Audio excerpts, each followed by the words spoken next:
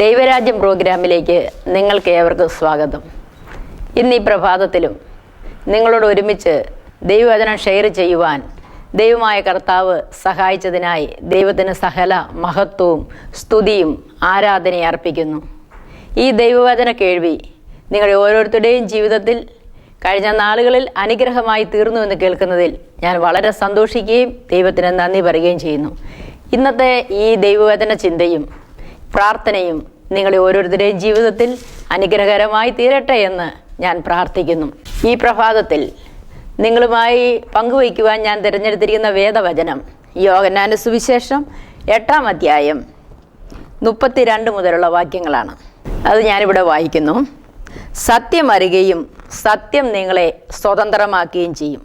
ഇവിടെ യോഹന്നാന്റെ സുവിശേഷം 8-ാം അധ്യായത്തിൽ തന്നിൽ വിശ്വസിച്ച യഹൂദന്മാരോട് യേശു, എൻ്റെ വചനത്തിൽ നിലനിൽക്കുന്നുവെങ്കിൽ നിങ്ങൾ വാസ്തവമായും എൻ്റെ ശിഷ്യന്മാരായിത്തീരും എന്ന് പറഞ്ഞു. അതിനുശേഷം യേശു പറഞ്ഞു, നിങ്ങൾ സത്യം അറിയുകയും ആ സത്യം നിങ്ങളെ സ്വതന്ത്രമാക്കുകയും ചെയ്യും എന്ന് പറഞ്ഞു. അവർ അവനോട്, ഞങ്ങൾ അബ്രഹാമിൻ്റെ സന്തതി, ആർക്കും ഒരു നാളും ദാസന്മാരായി ഇരുന്നിട്ടില്ല, നിങ്ങൾ സ്വതന്ത്രരാകും നീ പറയുന്നത് എന്ത് എന്ന് ഉത്തരം പറഞ്ഞു. അതിന് യേശു, ആമേൻ ആമേൻ, ഞാൻ നിങ്ങളോട് പറയുന്നു, പാപം ചെയ്യുന്നവനെല്ലാം പാപത്തിൻ്റെ ദാസനാകുന്നു. ദാസൻ എന്നേക്കും വീട്ടിൽ വസിക്കുന്നില്ല, പുത്രനോ എന്നേക്കും വസിക്കുന്നു. പുത്രൻ നിങ്ങൾക്ക് സ്വാതന്ത്ര്യം വരുത്തിയാൽ നിങ്ങൾ സാക്ഷാൽ സ്വതന്ത്രരാകും എന്ന് പറഞ്ഞു. ദൈവനാമം മഹത്വപ്പെടുമാറാകട്ടെ. ഇവിടെ യഹൂദന്മാരോട് ദൈവത്തിൻ്റെ വചനം കേൾക്കുകയും വചനം ശ്രദ്ധിച്ച് മനസ്സിലാക്കിയ യഹൂദന്മാരോട് യേശു പറഞ്ഞ വചനമാണ് ഇവിടെ കേട്ടത്.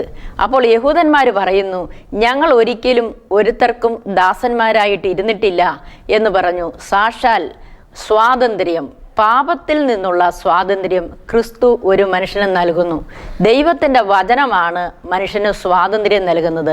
ഇന്ന് പകൽ കേൾക്കുന്ന ഈ ദൈവവചനം നിങ്ങളുടെ ജീവിതത്തിലും സ്വാതന്ത്ര്യത്തിനായി ദൈവം അത്ഭുതം പ്രവർത്തിക്കും.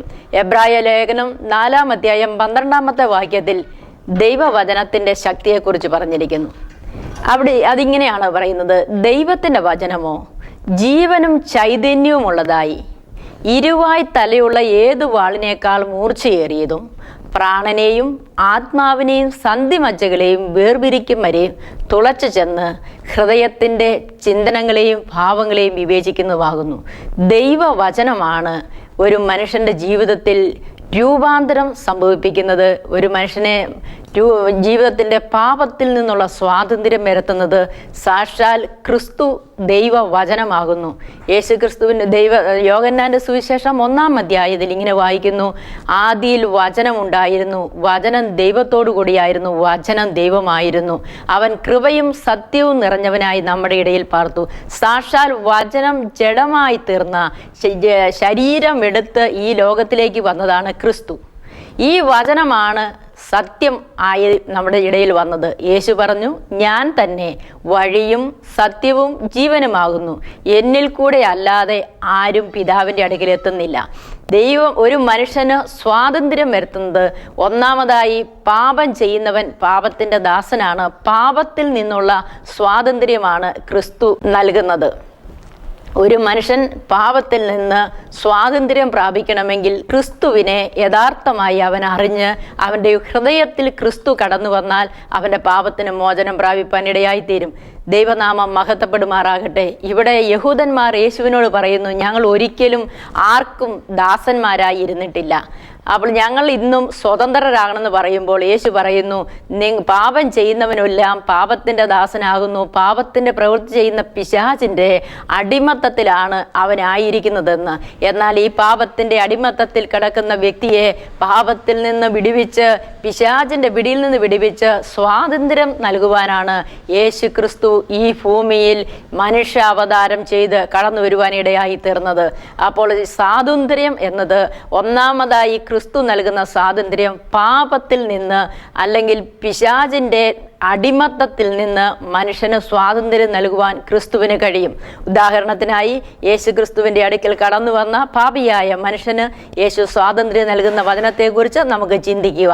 ഇന്ന് പകൽക്കാലം ഈ വചനം കേൾവിയിൽ തന്നെ നിങ്ങളുടെ ജീവിതത്തിൽ പാപത്തിൻ്റെ ബന്ധനങ്ങൾ അഴിഞ്ഞു മാറി പിശാചിൻ്റെ കെട്ടുകളിൽ നിന്ന് അഴിഞ്ഞ് പാപ ജീവിതത്തിൽ നിന്ന് സ്വാതന്ത്ര്യം പ്രാപിപ്പാൻ ദൈവം ഇടയാക്കട്ടെ എന്ന് ഞാൻ പ്രാരംഭത്തിൽ തന്നെ പ്രാർത്ഥിക്കുകയാണ്. ഈ വചനം നിങ്ങൾ ശ്രദ്ധയോടെ കേൾക്കുമ്പോൾ നിങ്ങളുടെ ജീവിതത്തിൽ നിന്ന് ഈ പാപബന്ധനങ്ങൾ അഴിഞ്ഞ് ഒരു സ്വാതന്ത്ര്യം ഇന്ന് പകൽ ദൈവം തന്നെ കൽപ്പിക്കും. ഇന്ന് പകൽക്കാലം പാപബന്ധനത്തിൽ നിന്ന് മോചനം പ്രാപിക്കുന്ന അനുഭവത്തെക്കുറിച്ച് നമുക്ക് ചിന്തിക്കാം. മർക്കോസിന്റെ സുവിശേഷം 2-ാം അധ്യായം 1 മുതലുള്ള വാക്യങ്ങൾ. ചില ദിവസം കഴിഞ്ഞ ശേഷം അവൻ പിന്നെയും കവർന്നവൂമിൽ ചെന്നു. അവൻ വീട്ടിലുണ്ടെന്നുള്ള ശ്രുതിയായി ഉടനെ വാതിക്കൽ പോലും ഇടമില്ലാതെ വണ്ണം പലരും വന്നുകൂടി. അവൻ അവരോട് തിരുവചനം പ്രസ്താവിച്ചു. യേശു എവിടെയെല്ലാം ചെന്നിട്ടുണ്ടോ അവിടെയെല്ലാം യേശുവിനെ കുറിച്ചുള്ള ശ്രുതി കേട്ട് ജനം കടന്നു വന്നവരോടെല്ലാം യേശു പറഞ്ഞത് തിരുവചനമായിരുന്നു. തിരുവചനം പ്രസ്താവിച്ചു. അപ്പോൾ 4 ആൾ ഒരു പക്ഷപാതക്കാരനെ ചുമന്ന് അവൻ്റെ അടുക്കൽ കൊണ്ടുവന്നു. പുരുഷാരം നിമിത്തം അവനോട് സമീപിച്ചു കൂടായികയാൽ അവൻ ഇരുന്നിരുന്ന സ്ഥലത്തിൻ്റെ മേൽക്കൂര പൊളിച്ച് തുറന്ന് പക്ഷപാതക്കാരനെ കിടക്കയോടെ ഇറക്കി വെച്ചു. യേശു അവരുടെ വിശ്വാസം കണ്ടിട്ട് പക്ഷപാതക്കാരനോട്, മകനെ, നിന്റെ പാപങ്ങൾ മോചിച്ചു തന്നിരിക്കുന്നു എന്ന് പറഞ്ഞു. അവിടെ ചില ശാസ്ത്രിമാരിരുന്ന്, ഇവൻ ഇങ്ങനെ ദൈവദൂഷണം പറയുന്നതെന്ത്? ദൈവം ഒരുവനല്ലാതെ പാപം മോചിക്കുവാൻ കഴിയുന്നവൻ ആരെന്ന് ഹൃദയത്തിൽ ചിന്തിച്ചു കൊണ്ടിരുന്നു. ഇങ്ങനെ അവർ ഉള്ളിൽ ചിന്തിക്കുന്നത് യേശു ഉടനെ മനസ്സിൽ ഗ്രഹിച്ച് അവരോട്, നിങ്ങളുടെ ഹൃദയത്തിൽ ഇങ്ങനെ ചിന്തിക്കുന്നത് എന്ത്? പക്ഷപാതക്കാരനോട് നിന്റെ പാപം മോചിച്ചു തന്നിരിക്കുന്നു എന്ന് പറയുന്നതോ എഴുന്നേറ്റ് കിടക്കയെടുത്ത് നടക്ക എന്ന് പറയുന്നതോ ഏതാകുന്നു എളുപ്പമെന്ന് ചോദിച്ചു. എന്നാൽ ഭൂമിയിൽ പാപങ്ങളെ മോചിക്കുവാൻ മനുഷ്യപുത്രന് അധികാരമുണ്ട് എന്ന് നിങ്ങൾ അറിയേണ്ടതിന് അവൻ പക്ഷപാതക്കാരനോട് എഴുന്നേറ്റ് കിടക്കയെടുത്ത് വീട്ടിലേക്ക് പോക എന്ന് പറഞ്ഞു. ഉടനെ അവൻ എഴുന്നേറ്റ് കിടക്കയെടുത്ത് എല്ലാവരും കാണുകെ പുറപ്പെട്ടു. അതുകൊണ്ട് എല്ലാവരും വിസ്മയിച്ച്, ഇങ്ങനെ ഒരു നാളും കണ്ടിട്ടില്ലല്ലോ എന്ന് പറഞ്ഞ് ദൈവത്തെ മഹത്വപ്പെടുത്തുവാൻ ഇടയായി തീർന്നു. Praise the Lord. ഇവിടെ പക്ഷവാതം പിടിച്ച് തളർവാദം പിടിച്ച് വളരെ എഴുന്നേറ്റ് നടക്കുവാൻ കഴിവില്ലാതെ പരസഹായം കൂടാതെ ഒന്നും ചെയ്യുവാൻ കഴിയാതെ കിടന്ന ഒരു മനുഷ്യനെ യേശു ക്രിസ്തു കവർന്നഹൂമിൽ ചെന്നിട്ടുണ്ട്, ഒരു ഭവനത്തിലുണ്ട് എന്നുള്ളതായ വാർത്ത കേട്ടു. അവിടെ തിരുവചനം പ്രസ്താവിച്ചു കൊണ്ടുവരുന്ന യേശുവിൻ്റെ അടുക്കിലേക്ക് 4 പേർ കൂടി ഒരു മനുഷ്യനെ ചുമന്നുകൊണ്ട് അവിടെ എത്തിയപ്പോൾ അവിടെ ശാസ്ത്രിമാർ, പരീശന്മാർ, വചനം കേൾക്കുവാൻ വന്നവർ, രോഗസൗഖ്യം പ്രാപിക്കുവാൻ വേണ്ടി വന്നപ്പോൾ യേശുവിനെ വിമർശിക്കാൻ വന്നവർ, ഇങ്ങനെ വലിയൊരു കൂട്ടം യേശുവിൻ്റെ ശിഷ്യന്മാരായ ആൾക്കാർ മുഴുവനും അവിടെ കൂടിയിരുന്നപ്പോൾ ആവശ്യഭാരത്തോടെ തളർവാദ രോഗിയെ 4 ആളുടെ വിശ്വാസം മുഖാന്തരം അവിടെ കൊണ്ടുവന്നപ്പോൾ അവിടെ ഇറക്കി യേശുവിൻ്റെ മുന്നിൽ അവിടെ വയ്ക്കുവാൻ ഇടമില്ലാത്തവണ്ണം അവിടെ ജനാവലി കൊണ്ട് നിറഞ്ഞിരുന്നു. എന്നാൽ മേൽക്കൂര പൊളിച്ച് ഭവനത്തിൻ്റെ മേൽക്കൂര പൊളിച്ച് ആ മനുഷ്യനെ ഈ 4 പേര് അവരുടെ വിശ്വാസത്തിൻ്റെ ആഴമുഖാന്തരം യേശുവിൻ്റെ അടുക്കിലേക്ക് ഇറക്കി വയ്ക്കുവാൻ ഇടയായി തീർന്നു. ആ ഇറക്കി വെച്ച രോഗിയെ കണ്ടപ്പോൾ യേശു ആ മനുഷ്യനോട് പറയുന്നു, നിന്റെ പാപങ്ങൾ ക്ഷമിച്ചു തന്നിരിക്കുന്നു എന്ന്. എന്നാൽ അവിടെ കൂടിയ ശാസ്ത്രിമാരും പരീശന്മാരും യേശുവിൻ്റെ ഈ വാക്ക് കേട്ടപ്പോൾ പാപം മോചിക്കുവാൻ ദൈവത്തിനല്ലാതെ മറ്റാർക്കും കഴിയത്തില്ലല്ലോ എന്ന് ഉള്ളിൽ ചിന്തിച്ചപ്പോൾ യേശു ഇത് ഗ്രഹിപ്പാൻ ഇടയായി തീർന്നു. എന്നെ കേൾക്കുന്ന പ്രിയപ്പെട്ടവരെ, പാപം മോചിപ്പാൻ ദൈവത്തിന് മാത്രമേ കഴിയത്തുള്ളൂ. ദൈവത്തിൻ്റെ വചനം റോമാലേഖനം ഇങ്ങനെ വായിക്കുന്നു, ഒരു വ്യത്യാസവുമില്ല, എല്ലാവരും പാപം ചെയ്ത് ദൈവ തേജസ് ഇല്ലാത്തവരായി തീർന്നു, എല്ലാവരും കൊള്ളരുതാത്തവരായി തീർന്നു, ആടുകളെ പോലെ തെറ്റിപ്പോയിരിക്കുന്നു, ഒരു മനുഷ്യനുമില്ല, നീതിമാൻ ആരുമില്ല, ഒരുത്തൻ പോലുമില്ല, എല്ലാവരും പാപം ചെയ്ത് ദൈവ തേജസ് നഷ്ടപ്പെടുത്തി കളഞ്ഞിരിക്കുന്നു. എന്നെ കേൾക്കുന്ന പ്രിയപ്പെട്ടവരെ, ഈ ദൈവ തേജസ് നഷ്ടപ്പെടുത്തി, ദൈവകൃപ നഷ്ടപ്പെടുത്തി പാപം ചെയ്യാത്തവരായി ഈ ഭൂമിയിൽ ഒരു മനുഷ്യനായി പിറന്ന ഒരൊറ്റ വ്യക്തി പോലുമില്ല. സകല മനുഷ്യരും പാപികളാണ്. എന്നാൽ ഈ പാപത്തിൽ നിന്ന് മോചനം കൊടുക്കുവാൻ കഴിവുള്ള ഒരേ ഒരു വ്യക്തി യേശു ക്രിസ്തു മാത്രമാണ്. അവൻ ദൈവമായിരുന്നവൻ മനുഷ്യ രൂപമെടുത്ത് വേഷത്തിൽ മനുഷ്യനായി ഈ ഭൂമിയിൽ കടന്നു വന്ന് മനുഷ്യവർഗത്തിൻ്റെ പാപത്തിൻ്റെ പരിഹാരത്തിന് വേണ്ടി അവൻ്റെ അവസാനത്തുള്ളി രക്തം വരെയും കാൽവരിയിൽ ഊറ്റിക്കൊടുത്ത് മരിച്ച് അടക്കപ്പെട്ട് 3-ാം നാൾ ഉയർത്തെഴുന്നേറ്റ ഈ യേശു ക്രിസ്തുവിന് മാത്രമേ മനുഷ്യവർഗത്തിൻ്റെ പാപത്തിന് പരിഹാരം കൊടുക്കുവാൻ, പാപം മോചിച്ചു കൊടുക്കുവാൻ അധികാരമുള്ളൂ. ഈ തളർവാദ രോഗിയെ യേശുവിൻ്റെ അടുക്കൽ കൊണ്ടുവന്നപ്പോൾ യേശു അവൻ്റെ പാപത്തെ കാണുവാനിടയായി തീർന്നു. യേശു ആ മനുഷ്യനോട് നിന്റെ പാപം മോചിച്ചു തന്നിരിക്കുന്നു എന്ന് പറഞ്ഞപ്പോൾ ചുറ്റുവാരം ഇരുന്ന വ്യക്തികൾ യേശുവിനെ വിമർശിപ്പാനിടയായി തീർന്നു. പാപം മോചിക്കുവാൻ ഇവൻ അധികാരം എന്ത്? എന്നാൽ തളർവാദ രോഗിയെ അവൻ്റെ ജീവിതത്തിൻ്റെ പാപം മോചിക്കപ്പെട്ടപ്പോൾ, യേശു അവൻ്റെ പാപം ക്ഷമിച്ചു കൊടുത്തപ്പോൾ അവൻ കിടക്കയെടുത്ത് ഭവനത്തിലേക്ക് നടന്നു പോകുവാനിടയായി തീർന്നു. ആ വ്യക്തികൾ, അവിടെ വിമർശിച്ച ആൾക്കാർ പറഞ്ഞു, പാപം മോചിക്കുവാൻ ഇവനാരാ, ദൈവമാണോ എന്ന് പറഞ്ഞു. ദൈവത്തിന് മാത്രമേ മനുഷ്യൻ്റെ പാപം മോചിക്കുവാൻ കഴിയത്തുള്ളൂ. ഈ ലോകത്തിലെ ഒരു മനുഷ്യർക്കും മനുഷ്യൻ്റെ പാപം മോചിച്ചു കൊടുക്കുവാൻ അധികാരമില്ല, കഴിയത്തുമില്ല. എന്നാൽ ഭൂമിയിൽ പാപങ്ങളെ മോചിക്കുവാൻ മനുഷ്യപുത്രന് അധികാരമുണ്ട് എന്ന് നിങ്ങൾ അറിയേണ്ടതിന് പക്ഷപാതക്കാരനോട് കിടക്കയെടുത്ത് നടക്ക എന്ന് പറഞ്ഞു. ആ സമയം തന്നെ അവൻ്റെ പാപം മോചിക്കപ്പെട്ടു. അവൻ കിടക്കയെടുത്ത് ദൈവത്തെ മഹത്വപ്പെടുത്തി ഭവനത്തിലേക്ക് പോകാനിടയായി തീർന്നു. എന്നെ കേൾക്കുന്ന പ്രിയപ്പെട്ടവരെ, നിങ്ങളുടെ ഉള്ളിൽ പാപമാകുന്ന കുഷ്ഠം മുഖാന്തരം നിങ്ങളുടെ ജീവിതത്തിൽ രോഗത്തിൽ അടിമപ്പെട്ട് കിടക്കുന്നുവോ? പാപം മോചനം പ്രാപിച്ച് ശാരീരിക സൗഖ്യം പ്രാപിക്കുവാൻ എത്ര തളർവാദ അവസ്ഥയിലായാലും പരസഹായം കൂടാതെ നിങ്ങൾക്ക് എഴുന്നേറ്റ് നടപ്പാൻ കഴിയുന്നില്ലെങ്കിലും, നിങ്ങളെ ഡോക്ടർമാർ ഉപേക്ഷിച്ച കേസാണെങ്കിലും ഇനി ഒരു രക്ഷയുമില്ല എന്ന് കൂട്ടക്കാരും വീട്ടുകാരും നാട്ടുകാരും ഡോക്ടറും വിധി എഴുതിയെങ്കിലും യേശു കർത്താവിന് നിങ്ങളെ സൗഖ്യമാക്കുവാൻ കിടക്ക എഴുന്നേറ്റ് പക്ഷപാതക്കാരനെ 4 പേർ ചുമന്നുകൊണ്ട് വന്നുവെങ്കിൽ അവനെ കൊണ്ടുവന്ന് ബെഡ് എടുത്തുകൊണ്ട് കിടക്ക എടുത്തുകൊണ്ട് നടക്കുവാൻ തക്കവണ്ണം ആരോഗ്യമായി കൊടുത്ത് പാപമോചനം പ്രാപിച്ച് സന്തോഷത്തോടെ സൗഖ്യം പ്രാപിച്ച് വിടുവാൻ ഈ യേശു ക്രിസ്തുവിന് കഴിയുമെങ്കിലും ഇന്ന് പകൽക്കാലം ഈ ദൈവവചനം കേൾക്കുന്ന നിങ്ങളുടെ ജീവിതത്തിൽ ഏത് തകർക്കപ്പെട്ട അനുഭവമാണെങ്കിലും ഈ വചനത്തിന് ശക്തിയുണ്ട്. ഞാൻ ഈ പ്രസംഗത്തിന്റെ ആരംഭത്തിൽ പറഞ്ഞു, യേശു ക്രിസ്തു വചനമാകുന്നു. വചനം ജഡ അവതാരം ചെയ്തതാണ് ക്രിസ്തു. ഈ ദൈവവചനത്തിന് ജീവനുണ്ട്, അതിന് ചൈതന്യമുണ്ട്. ഇത് ഇരുവായ് തലയുള്ള വാളിനേക്കാൾ മൂർച്ചയേറിയതാണ്. ഈ വചനം നിങ്ങൾ കേൾക്കുമ്പോൾ തന്നെ നിങ്ങളുടെ ജീവിതത്തിലെ പാപത്തിന്റെ കറകൾ കഴുകിക്കളഞ്ഞ് ഈ വചനത്താൽ നിങ്ങൾ ശുദ്ധീകരിക്കപ്പെട്ട് ഈ വചനത്താൽ നിങ്ങൾക്ക് സൗഖ്യം പ്രാപിച്ച് ജീവനോടെ എഴുന്നേറ്റ് ഈ ഭൂമിയിൽ സമാധാനമുള്ളൊരു ജീവിതം നയിപ്പാൻ കഴിയും. ദൈവത്തിന്റെ വചനം പറഞ്ഞ ആ മാത്രയിൽ തന്നെ, ആ വചനം കേട്ട മാത്രയിൽ തന്നെ യേശു അവിടെ വചനം പ്രസംഗിച്ചു കൊണ്ടിരുന്നു. ആ വചനം ഈ പക്ഷപാതക്കാരനും കേൾക്കുവാനിടയായി തീർന്നു. എന്നാൽ പരസഹായത്തോടെ കടന്നു വന്നവൻ സഹായം കൂടാതെ എഴുന്നേറ്റ് നടപ്പാൻ ഇടയായി തീർന്നു. ഇന്ന് പകൽ വചന കേൾവിയിൽ തന്നെ നിങ്ങളുടെ ജീവിതത്തിൽ നിന്ന് രോഗബന്ധനങ്ങൾ അഴിഞ്ഞു പോകട്ടെ.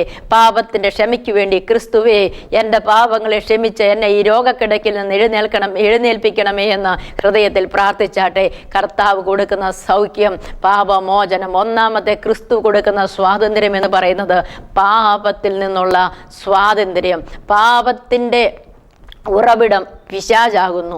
പാപം ചെയ്യിക്കുന്നത് പിശാചാണ്. പാപം ചെയ്യുന്നവനെല്ലാം പിശാചിൻ്റെ ദാസനാകുന്നു. പിശാചിൻ്റെ അടിമത്തത്തിൽ നിന്ന് അവൻ്റെ ഇഷ്ടം പ്രവർത്തിച്ചു കൊണ്ടിരുന്ന വ്യക്തിയെ ക്രിസ്തുവിലായി തീരുമ്പോൾ അവൻ ക്രിസ്തുവിൻ്റെ ദാസനായി തീർന്നു, ക്രിസ്തുവിൻ്റെ ശിഷ്യനായി തീർന്നു. എൻ്റെ വചനത്തിൽ നിങ്ങൾ നിലനിൽക്കുന്നുവെങ്കിൽ സാക്ഷാൽ നിങ്ങൾ എൻ്റെ ശിഷ്യന്മാരായി തീരും. നിങ്ങൾക്ക് ഇന്ന് പാപത്തിൻ്റെ ദാസനായി, പിശാചിൻ്റെ ദാസനായി ജീവിക്കണമോ അതോ ക്രിസ്തുവിൻ്റെ ഒരു ശിഷ്യനായി തീരണമോ? ഇന്ന് പകൽക്കാലം വചന കേൾവിയിൽ തന്നെ നിങ്ങളെ തന്നെ ശോധന ചെയ്യുവാൻ, പാപത്തിൽ നിന്ന് മോചനം പ്രാപിക്കുവാൻ, യേശുവിൻ്റെ കാൽവരി മരണത്തിൽ അവൻ്റെ യാഗത്തിൽ വിശ്വസിച്ച് പാപമോചനം പ്രാപിക്കുവാൻ ഇന്ന് പകൽ സർവശക്തനായ ദൈവം നിങ്ങളെ ഇടയാക്കട്ടെ എന്ന് ഞാൻ പ്രാർത്ഥിക്കുന്നു. അതുപോലെ തന്നെ രണ്ടാമതായി ക്രിസ്തു കൊടുക്കുന്ന സ്വാതന്ത്ര്യം, ഒന്ന് പാപത്തിൽ നിന്നുള്ള മോചനം, അതാണ് ക്രിസ്തുവിലുള്ള സ്വാതന്ത്ര്യം.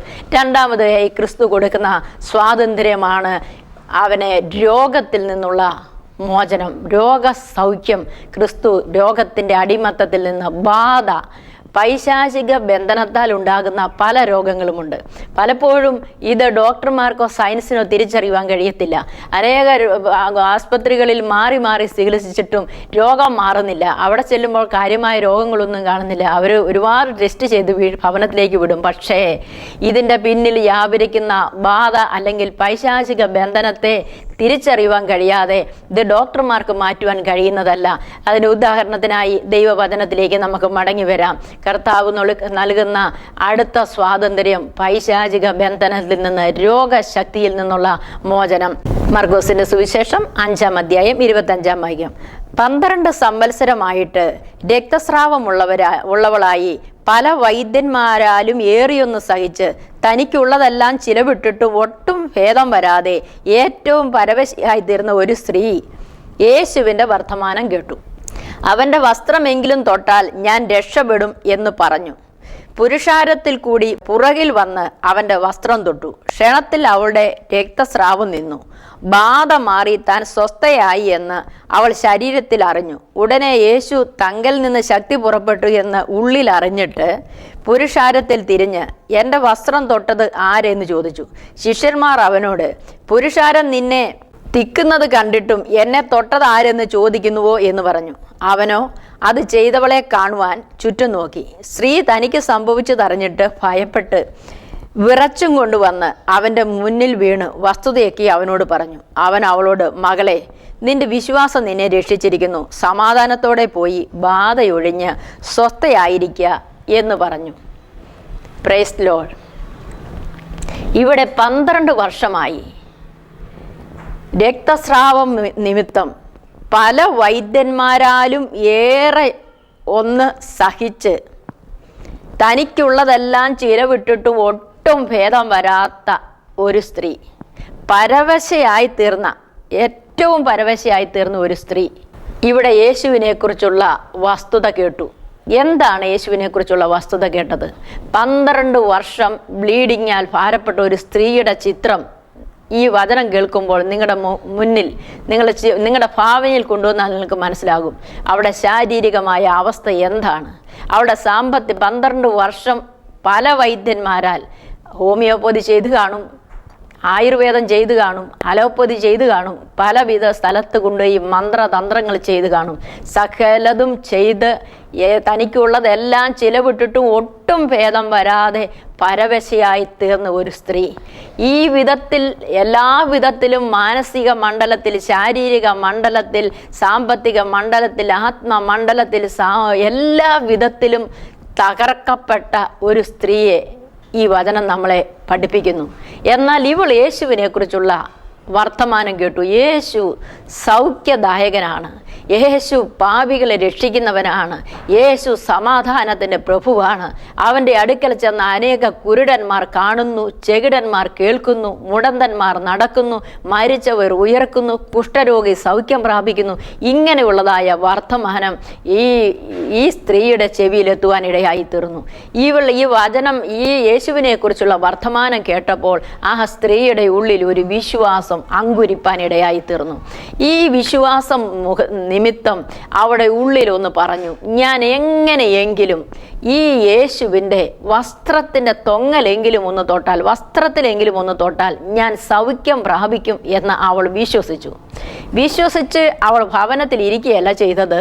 യേശു എവിടെ പോയാലും, എവിടെയെല്ലാം സുവിശേഷം പ്രസംഗിക്കാൻ പോയാലും അവിടെയെല്ലാം ആയിരക്കണക്കിന് ജനം, 10,000-കണക്കിന് ജനം യേശുവിനെ തിക്കിത്തിരക്കി യേശുവിൽ നിന്ന് സൗഖ്യം പ്രാപിക്കുവാൻ, വചനം കേൾക്കുവാൻ, അവരുടെ ഭാരങ്ങളിൽ നിന്ന് മോചനം പ്രാപിക്കുവാൻ, യേശുവിനെ ഒന്ന് കാണുവാൻ, ഇങ്ങനെ വലിയൊരു ജനക്കൂട്ടത്തിനിടയിൽ പോയി യേശുവിനെ ഒന്ന് തൊടുക എന്ന് പറഞ്ഞാൽ ഒരിക്കലും സാധ്യമല്ല. പ്രത്യേകിച്ചും സ്ത്രീകൾ. അതുമാത്രമല്ല, യഹൂദ മര്യാദയനുസരിച്ച് ഇങ്ങനെ ഉള്ള അനുഭവത്തിൽ ഇരിക്കുന്ന ഒരു സ്ത്രീക്ക് ഒരു പുരുഷന്മാരുടെ ഇടയിലേക്ക് കടന്നു പോകുവാനോ അവരെ തൊടുന്നതോ അവരുടെ ഇടയിൽ വളരെ അയിത്തം ഉള്ള കാലയളവിൽ ഈ സ്ത്രീയുടെ ചിന്ത, അല്ലെങ്കിൽ അവൾ അവിടെ യേശുവിനെ തൊടുക എന്ന് പറയുന്നത് തികച്ചും അസാധ്യമായ കാര്യമാണ്. എന്നാൽ ഇവിടെ ഉള്ളിലുള്ള വിശ്വാസം അവളെ അതിനുവേണ്ടി പ്രേരിപ്പിച്ചു. അവൾ അത് വിശ്വസിച്ചു, അവൾ അത് പറഞ്ഞു, അവൾ അതിനുവേണ്ടി ശ്രമിച്ചു. ഇവൾ ഇതെല്ലാം മറന്ന് സാഹചര്യങ്ങളെ, പ്രതികൂലങ്ങളെ, പ്രതിസന്ധികളെക്കാൾ ഏറെ അവൾക്ക് സൗഖ്യം വലുതായിരുന്നു. അതുകൊണ്ട് അവൾ ഈ ജനക്കൂട്ടത്തിൻ്റെ ഇടയിലൂടെ തിക്കി തിരക്കി അവൾ ചെന്ന് യേശുവിൻ്റെ വസ്ത്രത്തിൻ്റെ തൊങ്ങലിലൊന്ന് തൊട്ടു. തൊട്ട മാത്രയിൽ യേശുവിൽ നിന്ന് ശക്തി പുറപ്പെട്ട് അവളുടെ മേൽ പതിയുകയും അവളിൽ നിന്ന് ആ രോഗബന്ധനം അഴിഞ്ഞ് ബാധ അവളെ വിട്ടുമാറിയെന്ന് അവളുടെ ശരീരത്തിൽ അനുഭവിച്ചറിഞ്ഞു. യേശു തിരിഞ്ഞു നിന്നിട്ട് എന്നെ തൊട്ട ആര് എന്ന് ചോദിക്കുന്നു. അപ്പോൾ യേശുവിൻ്റെ ശിഷ്യന്മാരും പുരുഷാരവും ഇതുപോലെ ജനക്കൂട്ടം നിന്നെ തിക്കി തിരക്കി ഇടിച്ച് കടന്നു പോകുമ്പോൾ എന്നെ തൊട്ടത് ആരെന്ന് ചോദിക്കുന്നത് എന്ത് എന്ന് പറഞ്ഞാൽ അത് അവർക്കൊരു വിരോധാഭാസമായി തോന്നി. യേശുവിനോട് ചോദിച്ചു, ഗുരുവേ, നീ എന്താ ഈ സംസാരിക്കുന്നത്? ഇതുപോലെ ജനം നിന്നെ ഇടിച്ചു കയറുമ്പോൾ എന്നെ തൊട്ടത് ആരെന്ന് ചോദിക്കുന്നത് എന്തെന്ന് ചോദിച്ചപ്പോൾ യേശു പറഞ്ഞു, ഇവിടെ കടന്നു വന്നവരാരുമല്ല, ഇവിടെ വന്നവർ ഈ ഇടിച്ചു മാറുന്നവരല്ല, അവർ വിശ്വാസത്താൽ ആവശ്യബോധത്താൽ ഒരാൾ എന്നെ തൊട്ടിരിക്കുന്നു. ആ സമയം ആ സ്ത്രീ വിറച്ചുകൊണ്ട് യേശുവിൻ്റെ മുൻപിൽ വീണിട്ട് അവൾ പറയുന്നത് ഇങ്ങനെയാണ്, എന്നെ തൊട്ടതാരെന്ന് ചോദിച്ചു. ശിഷ്യന്മാർ അവനോട്, പുരുഷാരം നിന്നെ തിക്കുന്നത് കണ്ടിട്ടും എന്നെ തൊട്ടതാരെന്ന് ചോദിക്കുന്നു എന്ന് പറഞ്ഞു. അവനോ അത് ചെയ്തവളെ കാണുവാൻ ചുറ്റും നോക്കി. സ്ത്രീ തനിക്ക് സംഭവിച്ചതറിഞ്ഞിട്ട് ഭയപ്പെട്ട് വിറച്ചുകൊണ്ട് വന്ന് അവൻ്റെ മുന്നിൽ വീണ് വസ്തുതയൊക്കെയും അവനോട് പറഞ്ഞു. സ്ത്രീക്ക് മനസ്സിലായി, ഞാൻ വിശ്വാസത്തോടെ തൊടേണ്ടവനെ തൊട്ടപ്പോൾ എൻ്റെ ശരീരത്തിൽ ഞാനത് സൗഖ്യം അനുഭവിപ്പാൻ ഇടയായി തീർന്നു.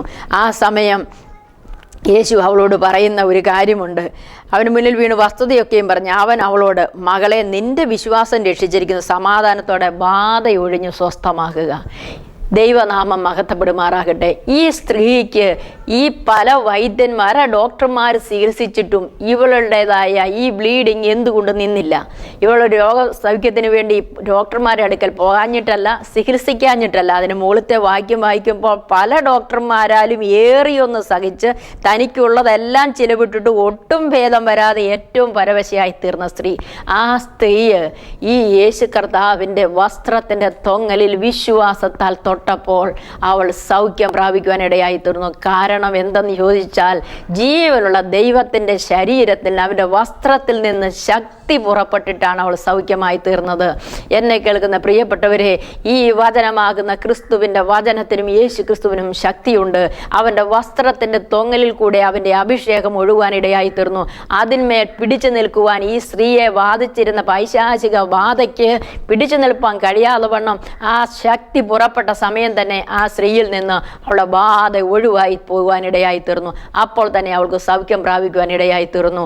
ഈ കർത്താവിന് സൗഖ്യം നൽകുവാൻ ബാധയാണോ, പൈശാചിക ബന്ധനം മുഖാന്തരം പലരാൽ ചികിത്സിച്ച് പല ഡോക്ടർമാർ പോകേണ്ടിടത്തെല്ലാം പോയിട്ടും പല സ്ഥലത്തും ബാധ ഒഴിക്കുവാൻ പോയി, മന്ത്രവാദം ചെയ്തു, കൂടോത്രം ചെയ്തു, പൂജ കഴിച്ചു, നേർച്ച കഴിച്ചു, കാഴ്ച കൊടുത്തു, പോകേണ്ടിടത്തെല്ലാം തീർത്ഥാടനം നടത്തി എല്ലാ ഡോക്ടർമാരെയും എടുത്ത് മടുത്ത് നിങ്ങൾ ഭവനത്തിലായിരിക്കുന്നുവോ?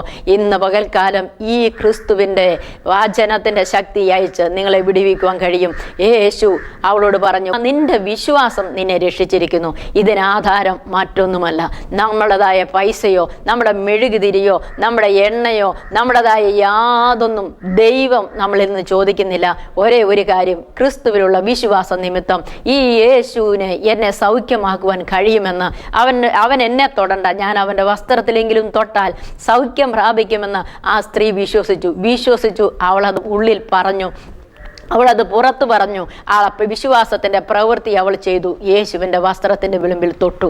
അപ്പോൾ അവൾ സൗഖ്യം പ്രാപിച്ചു. ബാധയൊഴിഞ്ഞ് അവൾ സൗഖ്യത്തോടെ പോകുവാനിടയായി തീർന്നു. ഇന്ന് പകൽക്കാലം ഈ വചന കേൾവിയിൽ തന്നെ നിങ്ങളുടെ ഹൃദയത്തിൽ ഒരു വിശ്വാസം അങ്കുരിക്കുവാൻ ഈ സ്ത്രീയെ പോലെ ഈ യേശു ക്രിസ്തുവിന് എൻ്റെ ഈ ബാധയിൽ നിന്ന്, എൻ്റെ ഈ രോഗത്തിൽ നിന്ന്, ഈ വ്യാധിയിൽ നിന്ന്, എൻ്റെ രോഗക്കിടക്കയിൽ നിന്ന് എന്നെ എഴുന്നേൽപ്പിക്കുവാൻ എൻ്റെ കർത്താവിന് കഴിയുമെന്ന് നിങ്ങൾ വിശ്വസിക്കുന്നുവെങ്കിൽ വിശ്വാസത്താൽ നിങ്ങൾ അവനെ തൊട്ടാട്ടെ. നിങ്ങൾ ചോദിക്കും, ആൻറ്റി, നിങ്ങൾ എന്നെ യേശുവിനെ തൊടാൻ യേശു ഞങ്ങളുടെ അടുക്കൽ വന്നിട്ടുണ്ടോ? ഈ വചനം എവിടെ പ്രസംഗിക്കപ്പെടുന്നു ആ വചനത്തിൻ്റെ ശക്തി ക്രിസ്തു നിങ്ങളുടെ ഭവനത്തിൽ, നിങ്ങളായിരിക്കുന്ന കിടക്കമേൽ, നിങ്ങളായിരിക്കുന്ന റൂമിൽ ഈ ദൈവവചനം പ്രസംഗിക്കപ്പെടുന്നിടത്ത് ക്രിസ്തു വന്നിട്ടുണ്ട്.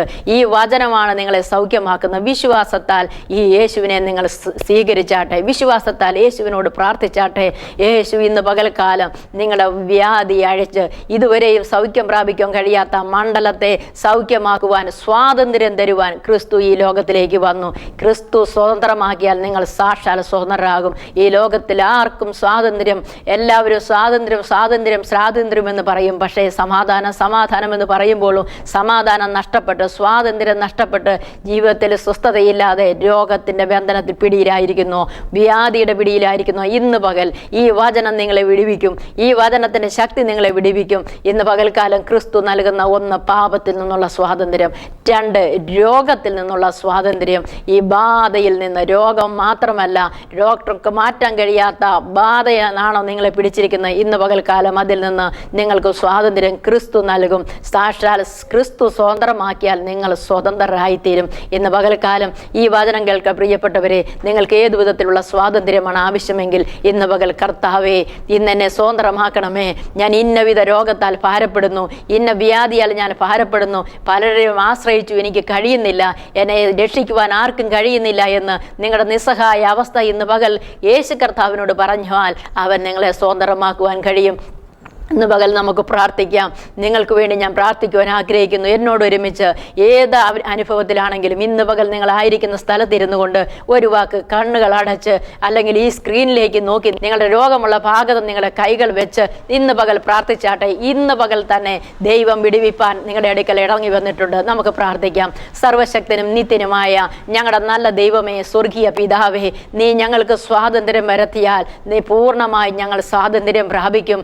യഹൂദന്മാർ കർത്താവേ അവര് അടിമകളായി ഇരുന്നിട്ടില്ല എന്ന് പറഞ്ഞെങ്കിലും പാപം ചെയ്യുന്നവനെല്ലാം പാപത്തിന്റെ ദാസന്മാരാകുന്നു. പാപത്തിൽ നിന്ന് മോചനം പ്രാപിക്കുവാൻ, മോചനം കൊടുക്കുവാൻ കഴിയുള്ള സർവശക്തനായ ദൈവം ക്രിസ്തുവാകുന്നു എന്ന് വചനത്തിലൂടെ ഞങ്ങൾക്ക് മനസ്സിലാക്കുവാൻ ഇടയായി തീർന്നല്ലോ. ആ തളർവാദ രോഗിയുടെ കിടക്കെടുത്ത് നടക്കുവാനാക്കിയ ദൈവമേ, ഇന്ന് പകൽക്കാലം പാപബന്ധനത്താൽ, പലവിധമായ ദുർശീലങ്ങളാൽ, പാപത്തിന്റെ പ്രവൃത്തികളാൽ ബന്ധിക്കപ്പെട്ട് കിടക്കുന്ന ജീവിതങ്ങളെ ഇന്ന് പകൽ സ്വതന്ത്രമാക്കണമേ. അങ്ങയുടെ വചനത്തിന്റെ ശക്തി ഇന്ന് പകൽക്കാലം പാഞ്ഞിറങ്ങുമാറാകട്ടെ.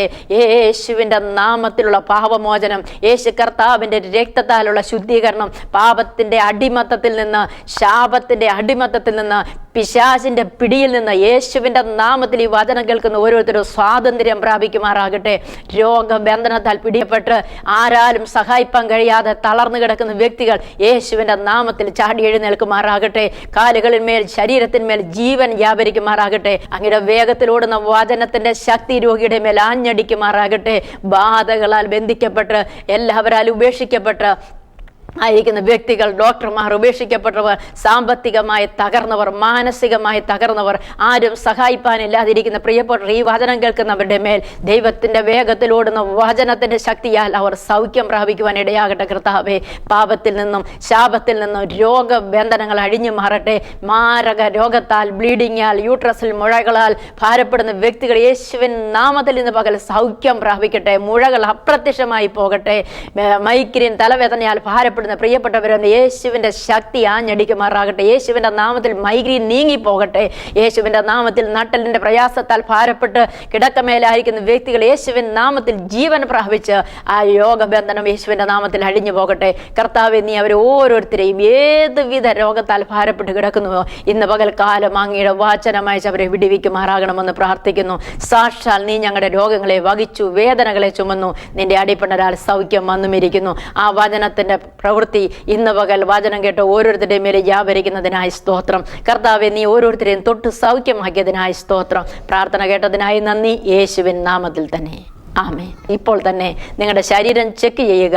കർത്താവ് നിങ്ങളെ അയച്ചിരിക്കുന്ന സൗഖ്യം, സമാധാനം, പാപക്ഷമ, നിത്യജീവൻ പ്രാപിച്ച് വിളിക്കുവാൻ മറക്കരുത്. താഴെ കാണുന്ന നമ്പറിൽ നിങ്ങൾ വിളിച്ച് നിങ്ങളുടെ സന്തോഷ വാർത്ത കേൾക്കുവാൻ ആഗ്രഹിക്കുന്നു, അറിയിക്കുവാൻ മറക്കരുത്. ദൈവം നമ്മെ അനുഗ്രഹിക്കുമാറാകട്ടെ.